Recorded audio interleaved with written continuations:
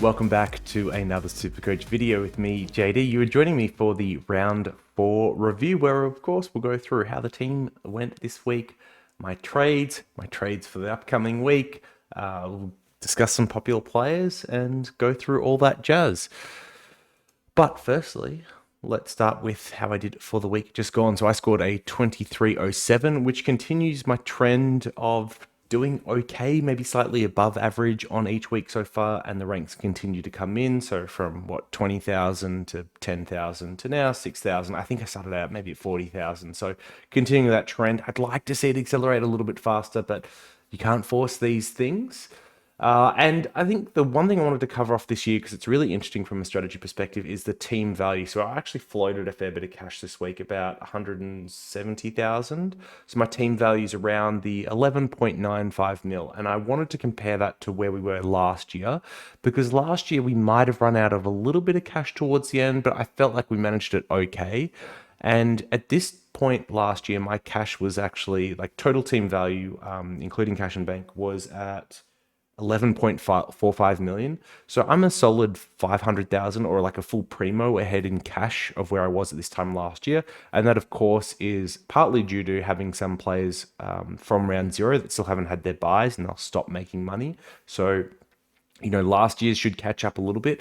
But as you trade some of these out and arbitrage those round 0 price rises, I think we're going to end up pretty solidly ahead on cash value and have a fair bit more to play with. On top of that, it helps that we've had a very good year from rookies. So I'm aware that I've missed some. So I don't have Sharp, for example, who had an amazing week, a 129 or 6 or whatever it was, and has gone up crazy in price. And I didn't start Dempsey, although I did trade him in. So one thing I asked this week was the Discord, what is your team value at the moment? Just a quick poll. We had about 130 people reply straight up. So is it less than 11.6, which is where I was last year, 11.6 to 7, and so forth, all the way up to more than 12.2.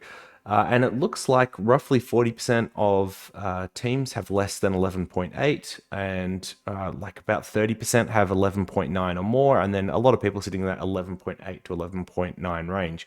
So most teams seem to be sitting in a pretty healthy cash position to where they were last year, which makes sense given how many good rookies we've had plus the round 0. So hopefully we can continue to convert the cash and the value that we're getting into points on field and really push forward from here. So let's go through the team itself. So in the end, last week I did 2 trades. I brought in Dempsey a week late for Billings, and I brought in Darcy for... Oh, I should know off the top of my head who it was. There's a way to check team, like your trade history, isn't there? I think it was a defender. It must have been for Marty Hoare. Yeah, I got rid of Marty Hoare. That's what it was.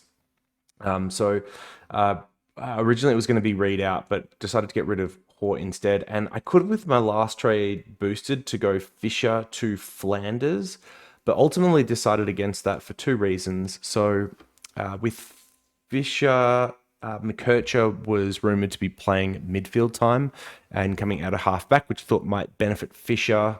And I think it probably will going forward, although we didn't see amazing benefits from that game 1. He's still scoring okay for what we paid for him. And then on top of that, obviously, like the team moves were interesting for Gold Coast, and I thought that could affect Flanders, but it's a positive move overall. But the other thing I saw was Nick Martin, who I traded out just shown 2 weeks ago.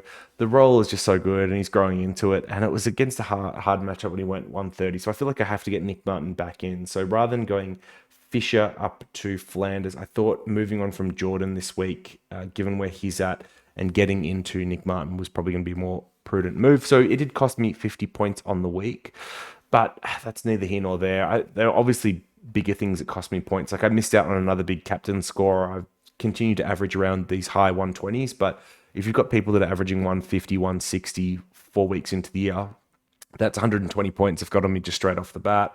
And then some rookie roulette lost this week for sure. Like Reed over Carroll was the big one. I mean, Darcy over Dempsey is 4 points, neither here nor there. But that probably played into why I didn't have a bigger week, even though I felt like I had a good one. So obviously mid prices in like Yo and Fife really went well this week. But a lot of people's cover for them, like, you know, say Darcy or Reed or Sharp, all putting up big 80s, 90s, 120 scoring the best 22 week definitely pulled me back to the pack a little bit. But overall, still good. Still reasonably happy with where the team's at and the money being produced. We just got to start converting it into primos, getting those points going, and cook from there. So just in terms of strategy, last week I spoke very aggressively about getting rid of these dead rookies or those that aren't performing well, keep getting that cash going. And hopefully that's one of the places where I can continue to do well, because I know some had Sexton still this week, which was great in terms of loopholing a good score on. Maybe they're loopholing like a Reed or a Darcy or something like that and got a great score on because of it, but then didn't get the money. And in defense, I know, a lot of people might have had 2 dead rookies on the field. So hopefully that'll help see me through, even though I don't have Sharp. I was a week late to Dempsey, all that type of stuff. All right, so then just going through the team line by line. So Ryan's been obviously pretty good over the last 2 weeks, but if I'd kept Young, I would have been better off in terms of total points, but it's fine. Like, Ryan looks like he's the top 6 defender, and honestly, it looked like he was going to have a much bigger score than this. Kind of feel a little bit ripped off that he just finished on the 111. Sheasel continues to be immense every single week at the moment. I think in plus matchups, he's going to be vice captain option most weeks as well. So the role is insane. Hopefully they don't muck around with it. Dacos, if you told me that coming into the year that the tag game against Finn Mag was still going to be a 100, I would have been like, guys, everyone should be starting Dacos. He's going to be like 130 at this point. But the Saints game really brought him back to the pack despite not being tagged, and lost a bunch of money. So this is without a doubt a failed pick, and one of the ones I was very big on in the year. And it goes back to the philosophy of don't start the top price guys, which is what I'd preach, and I broke it this year for Dacos, and I really shouldn't have. I should have looked elsewhere and looked harder. Even someone like Bont, who has been phenomenal this year and is averaging 128 over these first 4 games, still gone down 27k. So I could have looked elsewhere. I could have looked for like a Sarong or something like that, but it is what it is. And look, at least as a keeper, I actually almost considered trading off Dacos this week into Whitfield if it meant that I could do my trades this week without using another boost this week, but it didn't end up working out. And the other one I was looking at was Wanganeen Miller, and if Bonner was sub, I think I would have tried to pull the trigger on that, but I didn't. So I'll stick with Dacos now, write it out. But for those that don't have him, he's got the Port matchup after the bye, and then Essendon week after that. He's got a 110 break even now, so you could get him straight after his bye, but I think maybe waiting 1 week just to see what happens against Port, and then jump on him going into Essendon makes more sense. If you don't have Sheasel, can you get him still? I feel like I've been asked that every week so far. I feel like at some point the wheels got to fall off, and Geelong is one of the tougher matchups for defenders at the moment. So maybe don't get him this week. I don't know. That's a tough one. And then Yo here has, as I said like a few weeks coming in, he's looked very good to the eye, and just had another week where everything went well and some of the clangers and stuff just didn't play out. The team as a whole were more competitive. He had slightly higher time on ground, I think, even though he's still doing his 2 bench rotations a quarter. And he's been a really good pick, because he's now averaging 105 in defense for 460k or whatever it was that I started him. So will he play out the whole year? No. Will he get rested at some point? Yeah, probably. But just the points and the little bit of cash that he's producing, I'll sit on that until I need to get off him. And then to finish off the defense here. Oh, and by the way, for anyone that traded in Whitfield, I think stellar pick. I think he's going to be really good. And the Saints matchup this week looks so nice. He went off for basically a quarter with blurred vision, but thankfully it was fine. He came back on and actually pulled together a 50-plus point second half to save his score. So huge effort by Whitfield. I think he's going to be top 6 or thereabout, and I do like it as a pick. If I don't get him now, I think I'll be targeting him. I think he's got the first buy in round 13, so I'd be looking at then to finish off my side. Flip a Yo at that point. If Yo's still around, that'd be happy days. And then from the mid-prices here, Massimo D'Ambrosio and Williams. So Williams had the better of the 2 games, but did finish up with some hamstring concern or calf concern or some type of soft tissue injury concern. Voss said in the press conference he's okay. I've seen Twitter rumors saying that he was sent for scans anyway, which makes sense given his history that you'd be precautionary. So just look for news for him in the next couple of hours. I do worry it could be a little bit like a Zach Reed situation where if they find anything, they'll take the precautionary approach, and that could mean bad things. And then Massimo, unfortunately, the game was just not played on his wing for the first half, and in the second half, he got a lot of bench time, including in that fourth quarter, despite doing some pretty good things to help them in the game. I'm not too worried about him. I know his break even's popped up now; it's at 49, but that's still well below what he's been averaging, and I think their matchups are okay over the next couple of weeks. So I'm happy to sit on D'Ambrosio. The other thing here was they had pretty big difference in their structure between the first and second half. So at halftime, they were getting beat pretty badly. They released the tag on Dacos and they shift things in their structure, including sending Hardwick from defense into the forward line. There was like 2 or 3 others they moved as well. They had a bunch that they played around with. And I think that did help Massimo, because Amon moved from the wing into defense, which then meant like he actually played more of that wing role. I'm obviously like a poor score, but I'm like happy to ride him out basically over the next couple of best 18 weeks. We've seen that he's got a ceiling, and then reassess there, especially once we get some of these DPPs and we can move Roberts and McCurch potentially back as well. And then Williams continues to build. Just, we want to see the 4-quarter consistent games. I think he's been playing very well. It's just not the same halfback friendly role that he's really excelled in the past. He's doing more of the defensive stuff and doing it well. So his game's been good.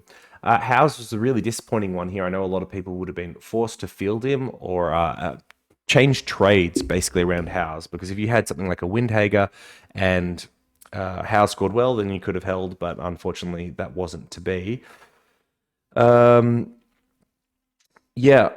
This not good. So he's on the chopping block for me, and I think many others this week, because while he has more to give, I think he could quite easily get to 300k still this year, and I think his job security is pretty good, especially with Hoare injured. His break-even's now 56, and then he's got the bye the week after. So say he goes 65, 70 even. He makes a little bit more money this week, then he's on the bye. And then at that point, his break-even will reset and it will be a lot better.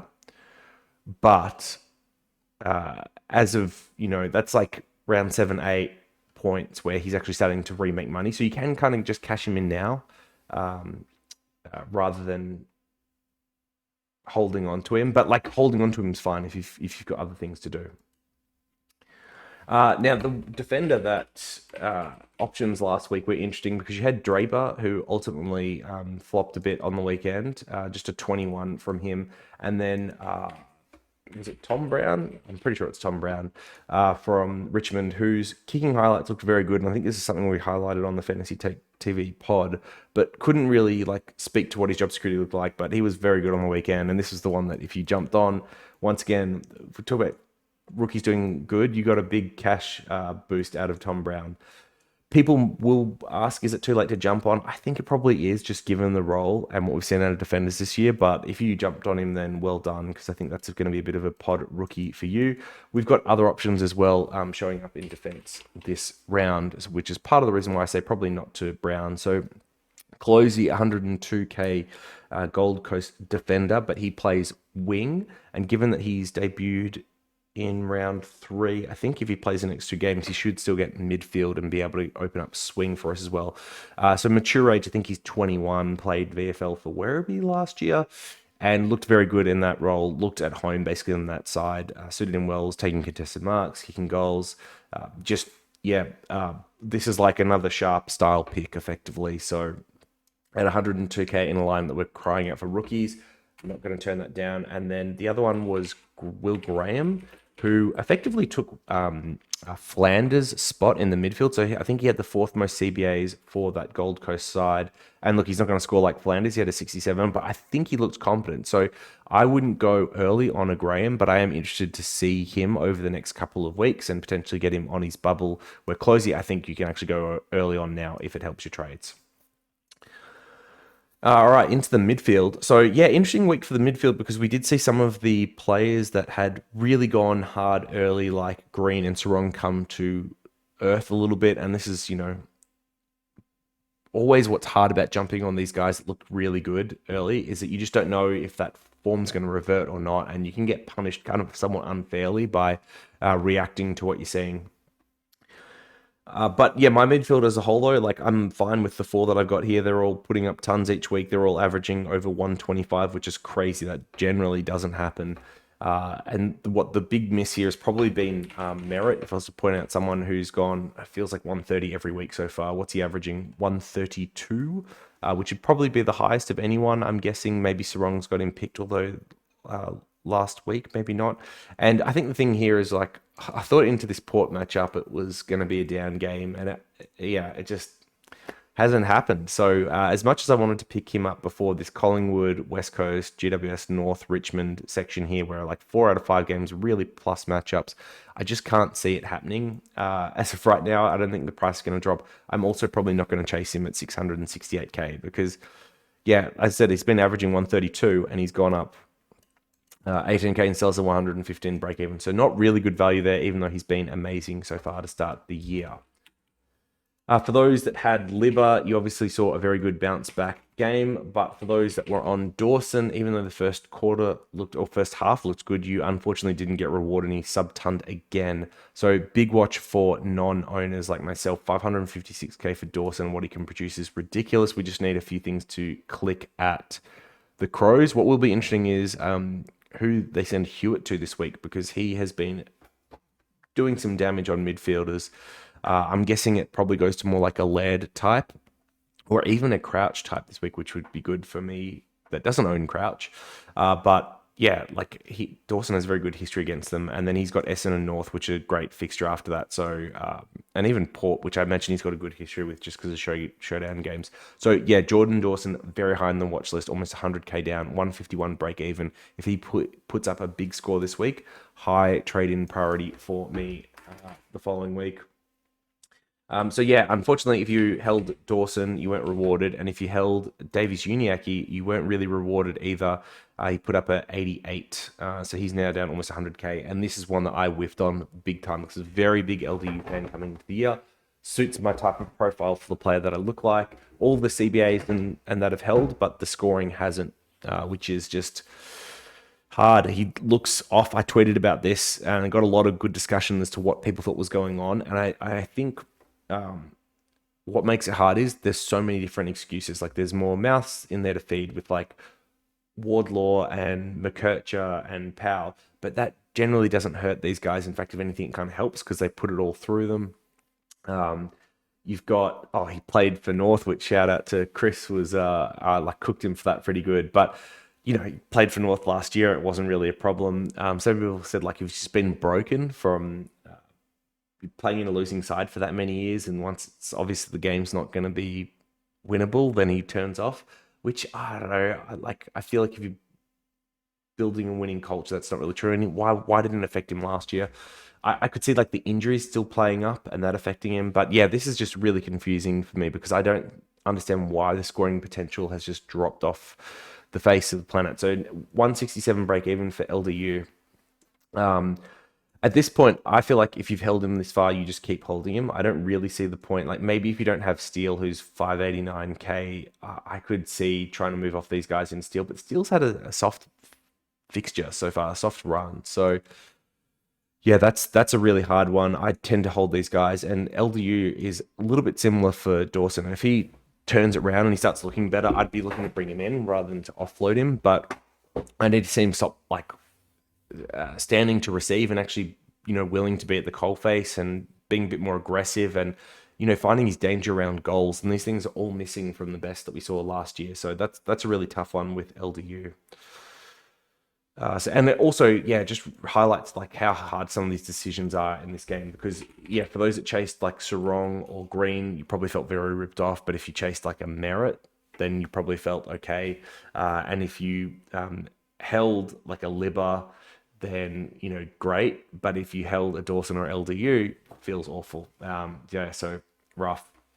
And then, as I mentioned, the mid price is already like Crouch continues to be good. If you told me that he was going to have sub 70 TOG in games, I'd be like, I'm fine that I missed him. But, he's averaging 112 now, which is crazy. His price hasn't probably gone up as much as I'd thought it would have. So just 50k, plus 50k for the year. But it's because the magic number feels quite oppressive this year in terms of how players are priced, which makes sense with lots of people going up in cash. I don't want to get into magic number math So yeah, Crouch has been good, and then Nick Martin, who I was massive on very early. I think my first video I did this preseason was on players to watch, and he was in there.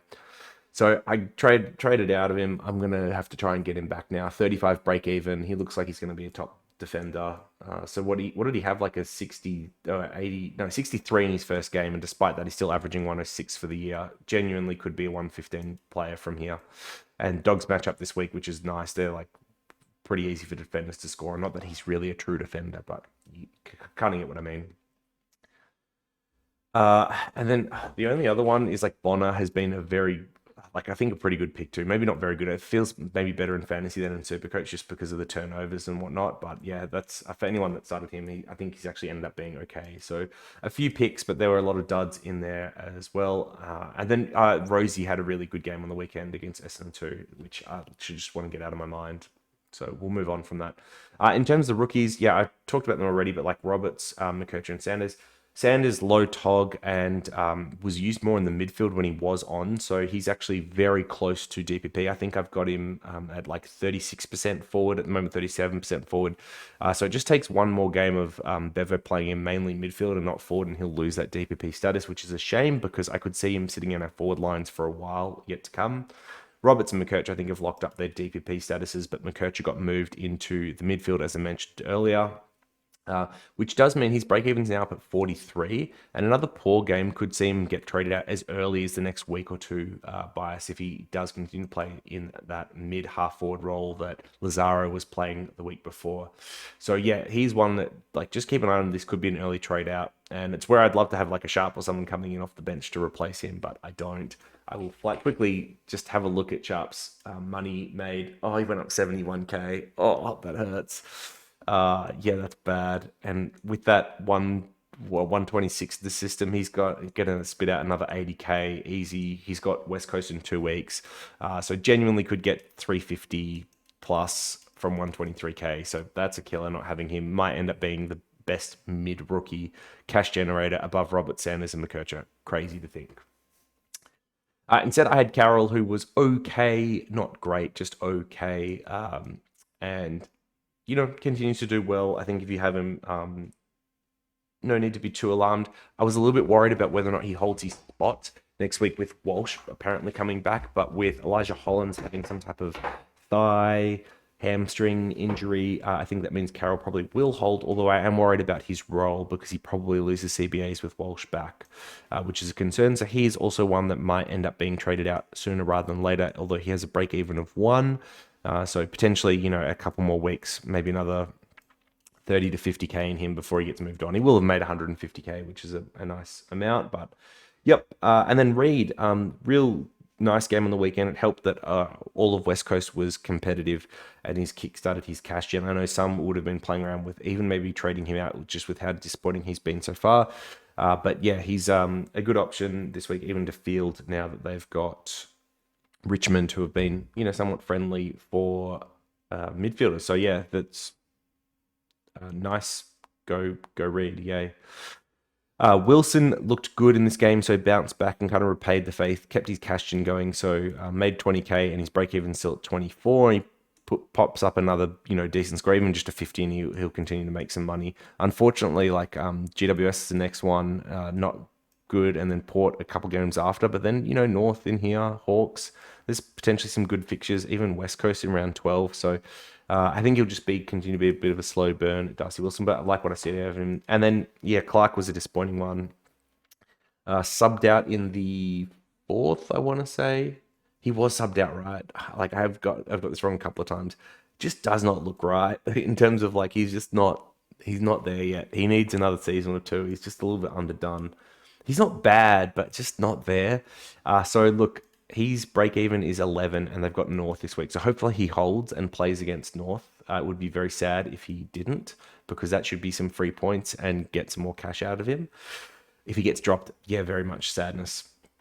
In the Rucks, Gorn continues to be amazing. It's him, English, and Marshall, I think, are the three that they're going to be the top two rucks. And then Grundy held him for West Coast, and it's going to be the same as Jordan. Disappointing. So for those who follow me on Twitter at Jackson Davey, the stat I'd posted was that from even the preseason game, every top scorer in SuperCoach against the West Coast Eagles had been a ruck, and that continued for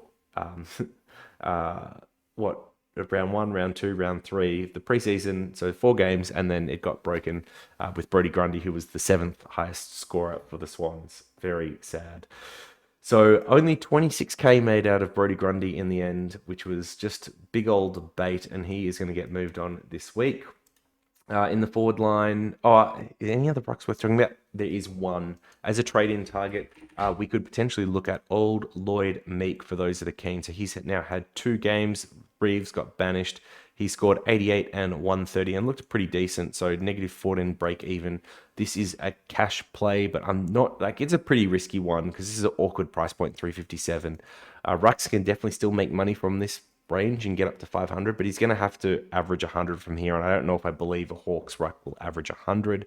There's also, of course, the risk that they bring back Reeves at some point in the year.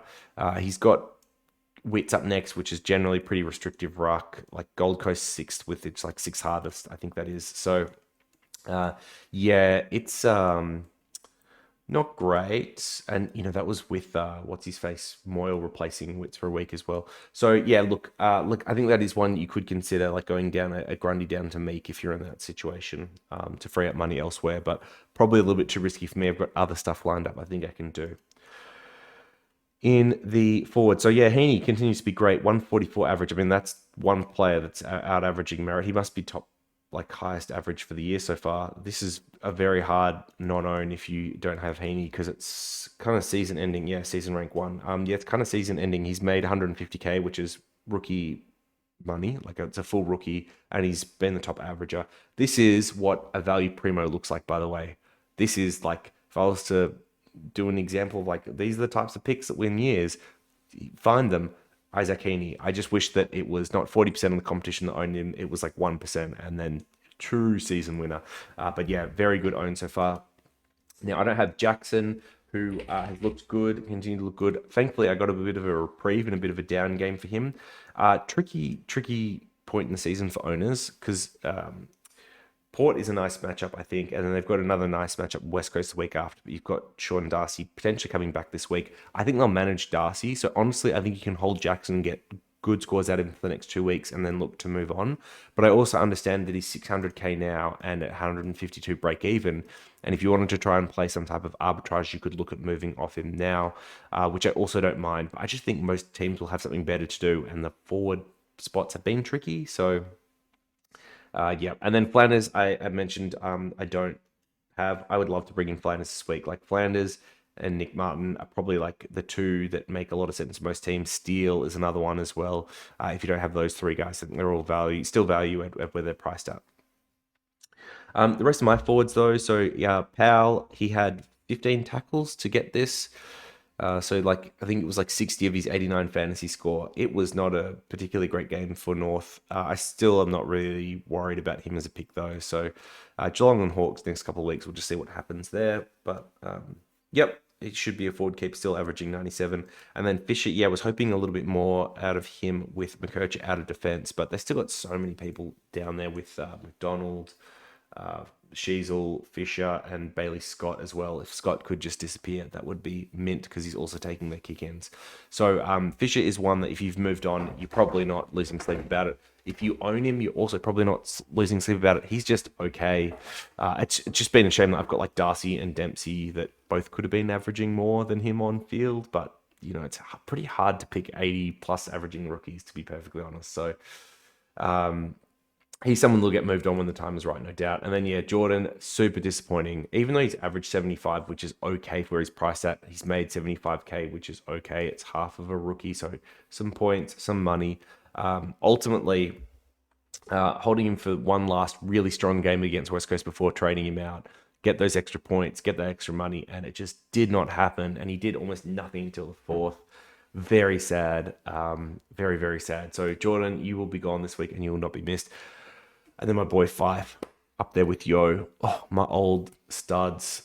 have faith. The full preseasons and they come through, and yeah, it just looks amazing in the midfield. Really does. Just loose ball on the ground, one touch pickup, handball it out, hit teammate, just on repeat. Does it? Feels like 15 times a game, and just doing that alone is like 60 points before you put on any other stuff.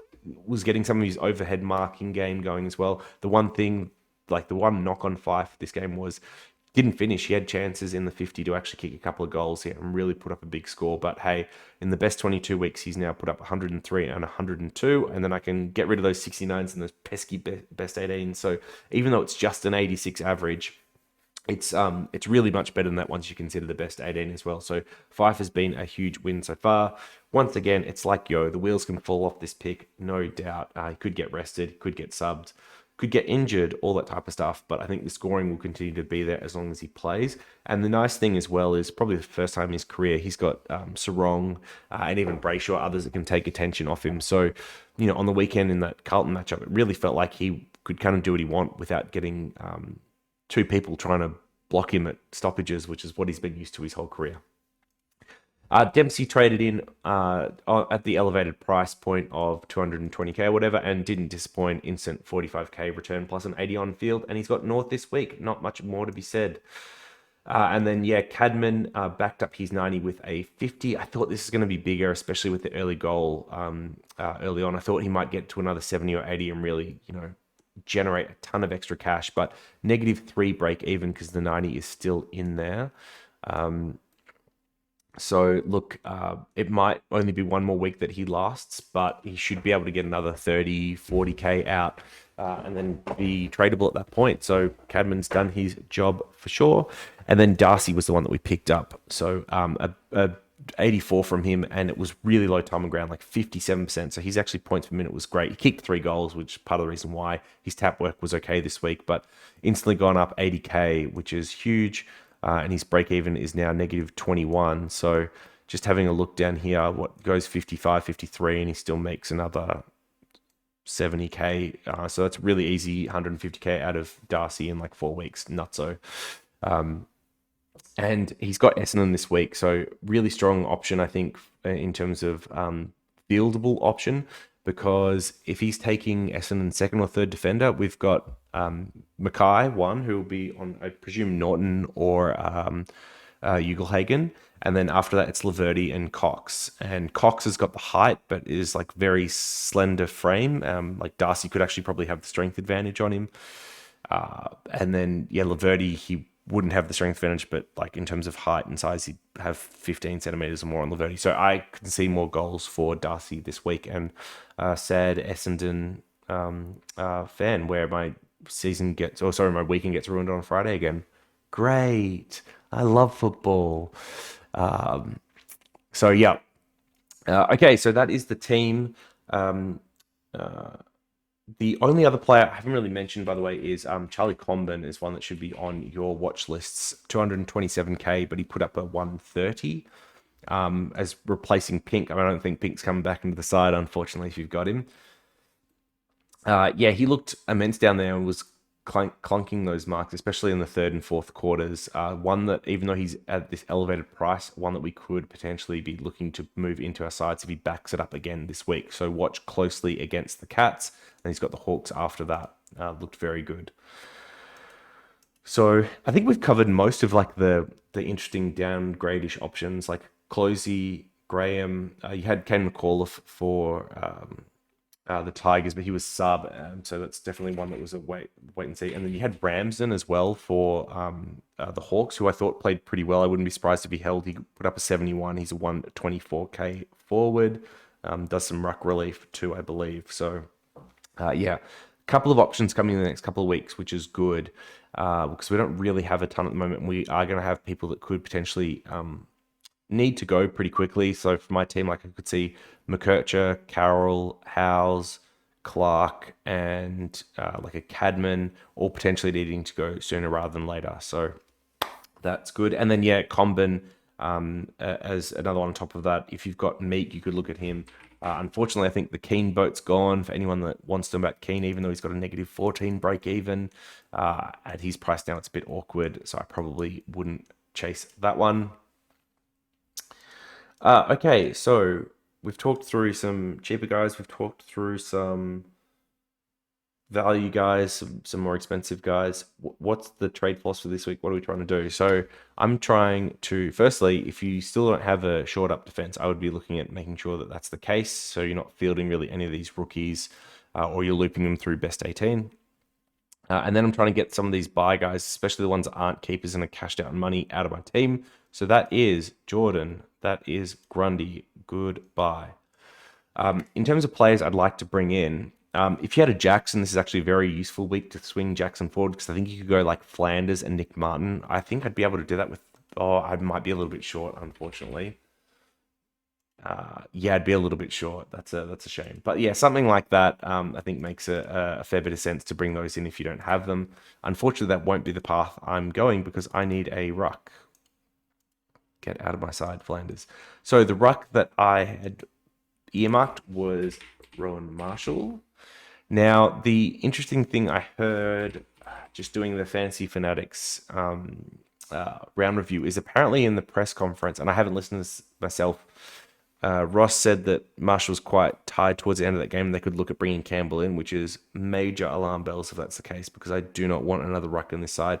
But Marshall is probably close to, assuming he continues to solo ruck, probably close to bottom price at the moment. Has got a reasonably good run of fixtures here in terms of Briggs, who's I think pretty fine for Rucks to score on. English, who's always been fine for Rucks to score on, and then Soldo, who is fine for Rucks to score on. So I really like Marshall as an option, 120 break even. So he could still go lower, could miss that this week for sure, but I think he's interesting. And then I really want to jump or get back into Nick Martin this week. So I need to free up some money to make that happen. How much money do I need to free up? 113k.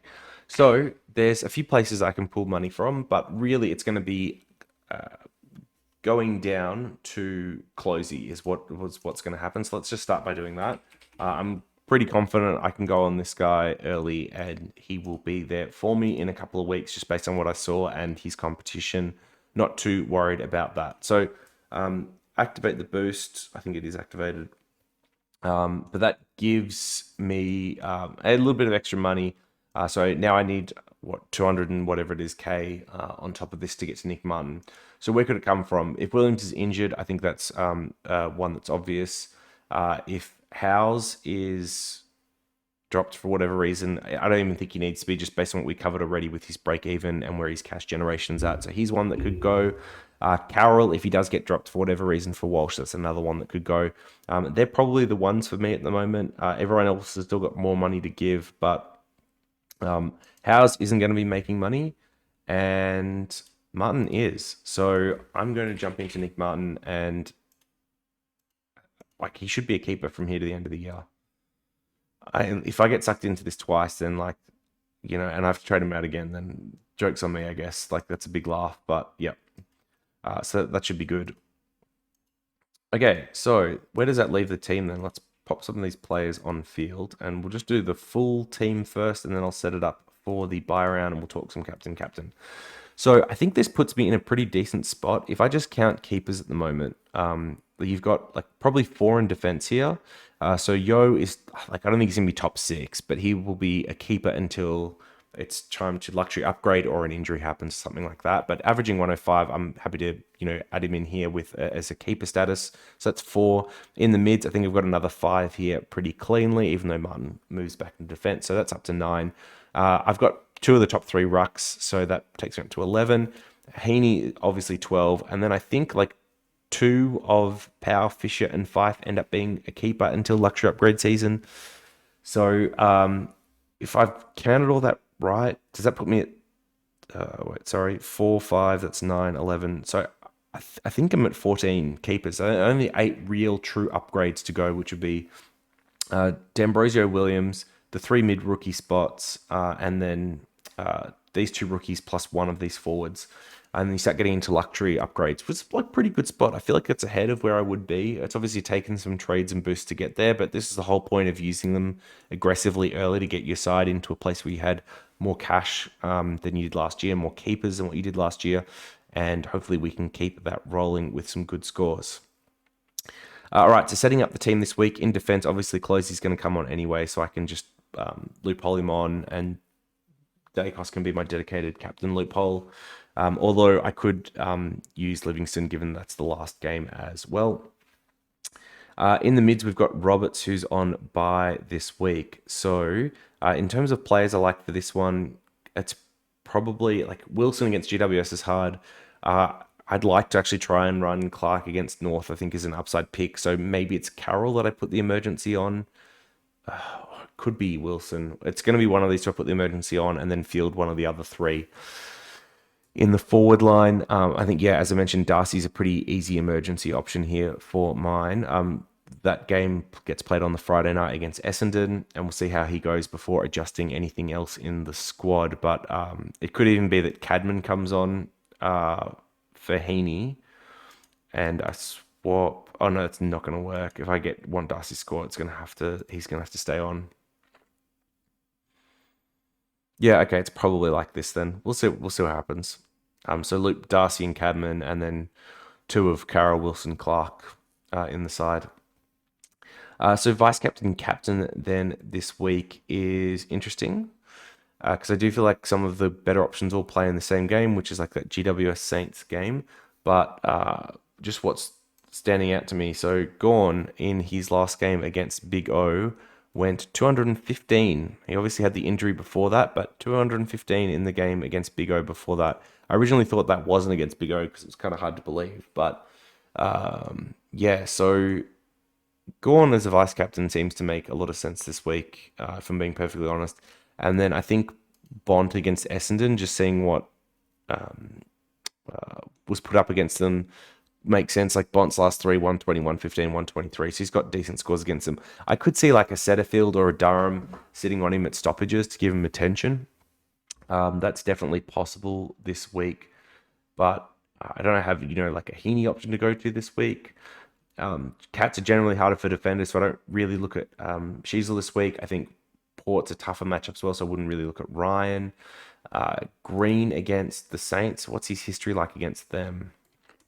Saints are a lower stoppage side anyway, so not like it's okay, not great. Probably not someone that I'd look at as an option. The other interesting one that I don't think I could do as a captain option, but I mentioned this matchup against Bulldogs should be pretty easy for Martin, coming off his last couple of games, but I don't think I could go him over Bont. And I don't think I could go Steele into GWS despite his form. So I think, yeah, it is going into Bont for me. If you've got other options like Sarong, no. If you've got Merritt, maybe like he wouldn't get tagged, so you could go him as an option over Bont and Pelly. Libba should do all right against Essendon as well, I guess, if you've got him. Yeah, that's about it. It's not a ton on off this week in terms of captain, vice captain. You've got the Crows boys against Carlton. I wouldn't be looking there either. So I think this would be a pretty popular combo this week, Gawn and Bont, if you've got either of those. All right, so I think that is enough yapping for 1 week for me. I feel like I've covered quite a lot and it is getting late here. So, as always, thanks for viewing. Thanks for your time. Let me know what you think of my trades, my team, where I'm at. Let me know your team value in the comments below if you want to share that information. And if you do have any questions, please hit me up. Otherwise, I'll see you in the next one. Peace.